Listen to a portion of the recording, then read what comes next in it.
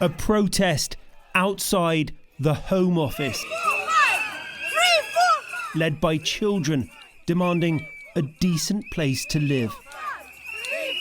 No one deserves to be living in a house with mould, with bad smells. Everyone has the right. People should always live in a good place. Miles Harrison is 12. He lives in temporary accommodation with his mother and younger sister.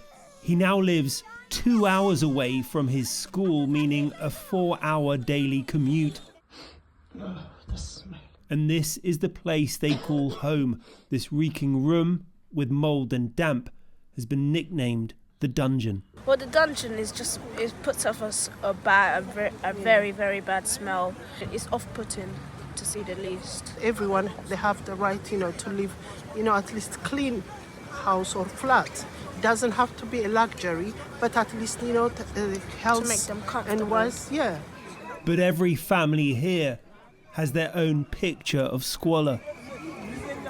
Yuli Rodriguez lives in a leaky one-bedroom flat with her 3 children. The big problem is I have a leak in my ceiling, and sometimes my mattress is wet and my baby as well. For that reason now all my children sleep in the dining room.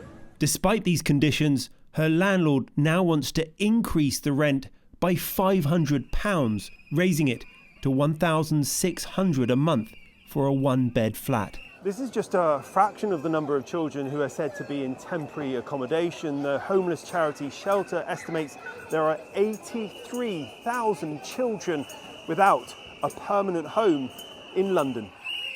The protesters walked to the Home Office with an eviction notice to the Housing Secretary Michael Gove. You might have seen there's a huge housing emergency that isn't being fixed, despite being one of the richest countries in the world. But security staff refused to take it, saying the letter was too big. I would love to have it. However, I can't admit this into the building. That's what everybody says about eviction notices. No one wants them. No one wants them. We did manage to get a reply from Mr. Gove's department. We're building more homes and boosting social housing supply, they told us. Our £11.5 billion affordable homes programme will deliver thousands more affordable homes to rent and buy across the country. But for these families and tens of thousands of others, they'll spend another night in their unaffordable and temporary homes. Rags Martel, ITV News, Westminster.